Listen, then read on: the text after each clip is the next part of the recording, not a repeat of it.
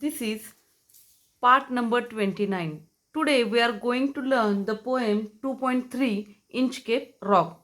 In this poem, now we are going to learn next stanzas, the page number 106. Listen the stanza. They hear no sound, the swell is strong, though the wind hath fallen the drift along, till the vessel strikes with a shivering shock. O Christ, it is the Inchcape Rock. We have understood that whatever happening in this poem, now we are going to learn the new words from this stanza. आता आपल्याला कल्पना काय आहे की बाबा Inchcape rock पशी ते आलेले आहेत, त्यानं घंटा काढलेली आहे. त्या ॲबॉर्थ ब्रेथविकनं जी काही घंटा लावली होती ती त्यानं काढलेली आहे. आणि आत्ता प्रसंग काय आलेला आहे त्यांच्यापुढं, की तो जे त्यांना वाईट चिंतलेलं होतं की बाबा ह्या घंटेमुळं धोक्याची सूचना कळते आणि तो लोक त्याला आशीर्वाद देत होती. पण ॲक्च्युली आता त्याच्या बाबतीत काय घडलेलं आहे की त्यालाच रस्ता सापडत नाही आहे. तो समुद्रात भरकटलेला होता आणि जी त्यानं घंटा काढलेली होती ती घंटा काय झालेली आहे, आत्ता त्याच्यासाठी ती गरजेची वाटत होती. मग अशा प्रकारे आत्तापर्यंत आपण पोएममध्ये शिकलेलो आहोत. आता या स्टांजामध्ये आलेले न्यू वर्ड बघा. Swell, SWELL. Swell means to become bigger. To become bigger म्हणजे सूज येणं किंवा मोठ्यानं, फुलणे, सूज येणे. Next word drift, DRIFT. Drift. Drift means to be carried by wind or water. हवेमार्फत किंवा पाण्यामार्फत तरंगत वाहवत जाणे. O Christ. Next word vessel. एक नेक्स्ट वर्ड आहे vessel, VESSEL. Vessel, a ship or large boat. Shivering, SHIVERING. Shivering means to shake slightly. Present participle is shivering. Shiver means to shake slightly. O Christ, CHRIST. Christ refer to Jesus. मग या पॅराग्राफमधले हे आपले new words झालेले आहेत. आता या पॅराग्राफचा अर्थ काय, त्यांना कशाचाही आवाज ऐकू येत नव्हता. जोरदार भरती होती. वाहत्या वाऱ्याबरोबर ते वाहत जात होते. अचानक जहाज एका मोठ्या वस्तूला धडकले आणि जोरदार धक्क्याने तरतडले. तर ती मोठी वस्तू कुठली होती, तर तो इंचकेप खडक होता. तो इंचकेप खडक इतका भयानक होता, त्याला जर जहाज धडकलं की जहाज काय होणार होतं, नेस्तनाबूत होणार होतं. आणि ते होऊ नये म्हणून ती धोक्याची घंटा होती. पण त्यानं सुरुवातीला काय केलेलं होतं, लोकांचं नुकसान होण्यासाठी ती घंटा त्यानं काढून टाकलेली होती. आणि त्याचा तोटा कोणाला झालेला होता, त्यालाच झालेला होता, त्याच दरोडेखोराला झालेला होता. आणि आत्ता स्वतः त्यांच्या बाबतीत काय अनुभव आलेला होता, तर त्या खडकालाच बरोबर हे काय झालेलं होतं, जहाज धडकलेलं होतं. मग हे येशू हा तर इंचकेप खडक आहे. मग त्यांच्या स्वतः तोंडातून आलं की बाबा हे देवा प्रभू परमेश्वरा, की हाच इंचकेप खडक आहे ज्याला आमचं जहाज धडकलेलं आहे. आणि आम्हाला सूचना का मिळाली नाही, तर ती धोक्याची घंटा तिथं नव्हती. Next paragraph. Sir Ralph the rover tore his hair.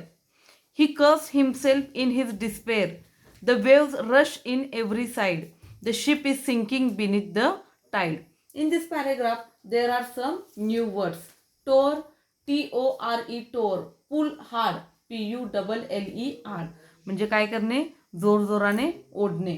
Cursed, CURST. Cursed. Past participle of curse. कर्स मीन्स अँगर, शिव्या शाप किंवा शिव्या शाप देणे. पास्ट पार्टिसिपल म्हणजे भूतकाळी रूप कर्सचं. आणि कर्स म्हणजे अँगर, त्रागा करणे, शिव्या शाप देणे.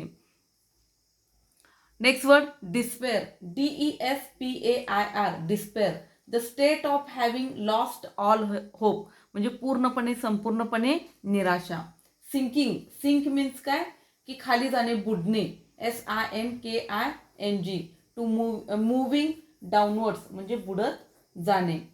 मग आता काय झालेलं आहे या पॅराग्राफमध्ये, सर राल्फ रोर स्वतःचेच केस ओढत होता.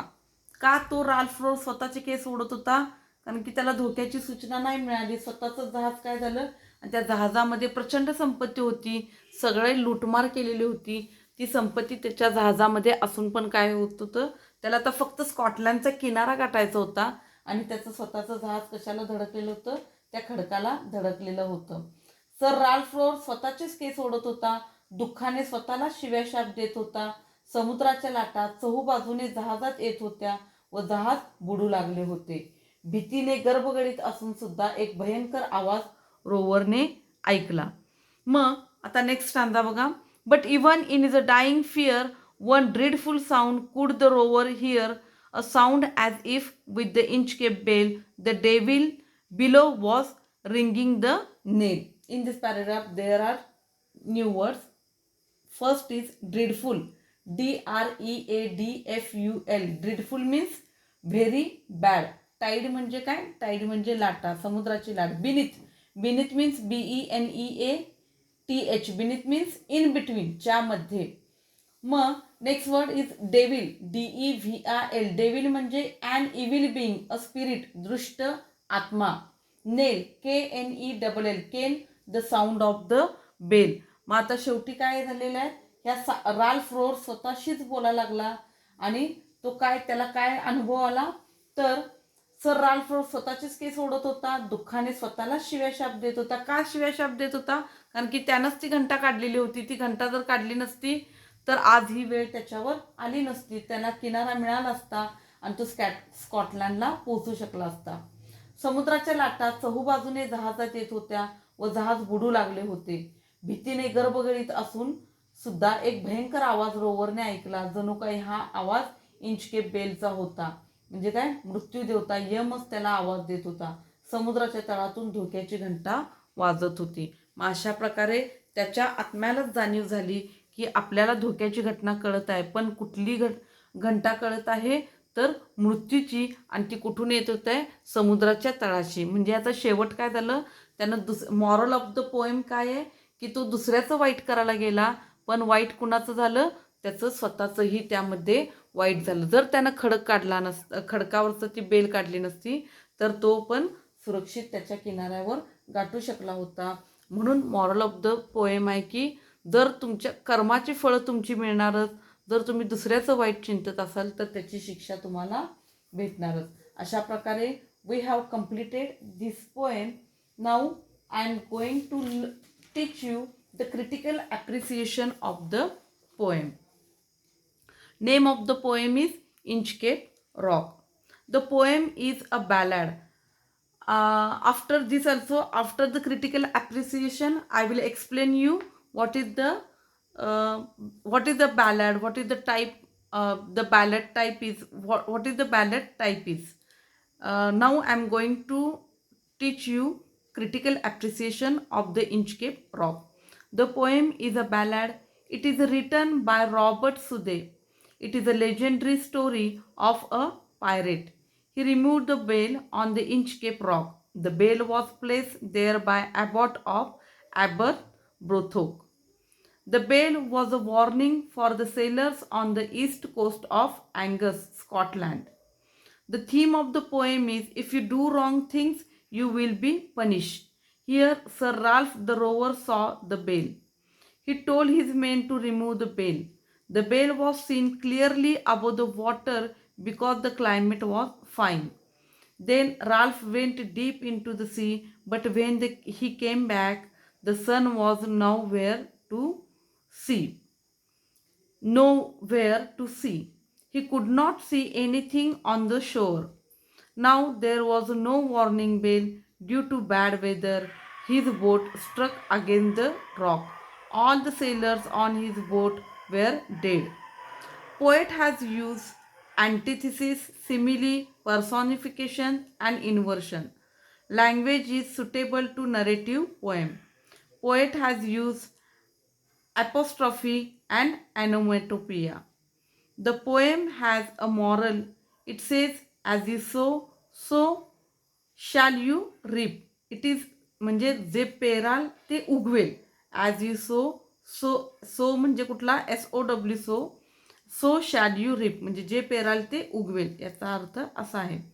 It is a simple narrative poem. Some archaic words are use. For example cast, quoth etcetera. They add true sense to the ballad. मग अशा प्रकारे ह्याचं क्रिटिकल ॲप्रिसिएशन झालेलं आहे. आणि बॅलेड हा कवितेचा एक प्रकार आहे आणि तो कोणता प्रकार आहे तो मी इथं तुम्हाला एक्सप्लेन करणार आहे. ही कविता जी आहे ती बॅलेड या प्रकारातली या टाईपमधली आहे. Ballad.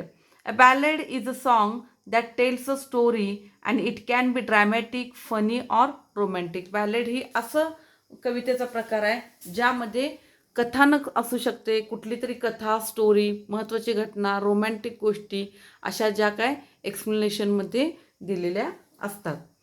Traditionally the ballad has been considered a folkloric verse narrative which has a strong association with communal dancing. म्हणजे काय बॅलड प्रकार हा कसा होता की गाण्यातून विथ डान्सिंग आणि फोक म्हणजे काय पीपल म्हणजे एकत्र गॅदरिंग करणारे सर्वसामान्य म्हणजे काय सामान्य लोक एकत्र येऊन करणारे म्हणजे लोकगीत तिथलं जनसामान्यातलं हे गाणं होतं. तसा हा प्रकार होता आणि डान्स सहित तो केला जात होता आधीच्या काळात आणि ट्रॅडिशनली पारंपरिकरित्या हा आलेला आहे. Generally the term is use for a narrative poem which uses an elliptical and highly stylize mode of narration. The technique of the repetition with variation may play an important part in it. म्हणजे actually काय हे नरेटिव्हमध्ये होतं ते एखादी गोष्ट जसं आपला मराठीमध्ये कुठला आहे पोवाडा आहे. पोवाडामध्ये काय छत्रपती शिवाजी महाराजांचं जसं गोष्टीच्या रूपात ॲक्च्युली त्यांची गोष्टच सांगितलेली असते पण त्याला संगीताची आणि एक लयबद्धता गाण्याची जोड असते. तशा प्रकारे जसा पोवाडा असतो ज्यात गोष्ट एक्सप्लेन केलेली असते त्यात शूरकथा असतात तशा प्रकारे हा बॅलड हा प्रकार आहे ज्यात गोष्ट एक्सप्लेन केलेली असतात पण त्यात कुठल्या कुठल्या प्रकारे ड्रामॅटिक असू शकते, फनी असू शकते, रोमॅन्टिक असू शकते. From the 18th century onwards collection of folk popular ballads began to be made. मग ह्याची सुरुवात कुठून झाली? 18व्या शतकापासून ह्याची सुरुवात झाली. The form was taken up by some of the most influential poets of the late 18th century as the folkloric form of expression. मग हे काय आहे की लोकगीत म्हणून किंवा जनसामान्यातनं एकत्र येऊन केलेलं एक्सप्रेशन होतं. म्हणजे हे सर्वसामान्य लोकात त्यांनी एक्सप्रेस केलेल्या गोष्टी होत्या म्हणून त्यांना काय म्हटलेलं आहे folkloric form of expression. A typical ballad consist of stanzas that contain a quatrain or 4 poetic lines. मग यामध्ये काय केलेलं आहे टिपिकल स्टांडामध्ये काय 4 ओळींचा एक स्टांजा अशा प्रकारे त्याचा टाईप होता. Some ballads have a refrain or a repeated chorus just like a song does. The rhyme scheme adds musical quality to the poem. One famous ballad is the rime of the ancient mariner by the English poet Samuel Taylor Coleridge. अशा प्रकारे आपण आता कशाबद्दल शिकलेलो आहोत बॅलडबद्दल. Ballad या कवितेच्या प्रकाराबद्दल शिकलेलो आहोत आणि आपली पोएम इथं the Inchcape rock he poem इथं कंप्लीट झालेली आहे. स्टांजा झालेले आहेत, एक्सप्लेनेशन झालेलं आहे, क्रिटिकल ॲप्रिसिएशन झालेलं आहे आणि बॅलड हा कवितेचा कुठला प्रकार आहे कशा प्रकारे आहे तो हा एक्सप्लेन करून झालेला आहे. हा व्हिडिओ इथं संपतोय. नेक्स्ट व्हिडिओमध्ये आपण काय करूया या पोएमचं ब्रेनस्टॉर्मिंग स्टार्ट करूया आणि या व्हिडिओमध्ये ही पोएम आपली पूर्णपणे कंप्लीट झालेली आहे. So we can stop here. Okay.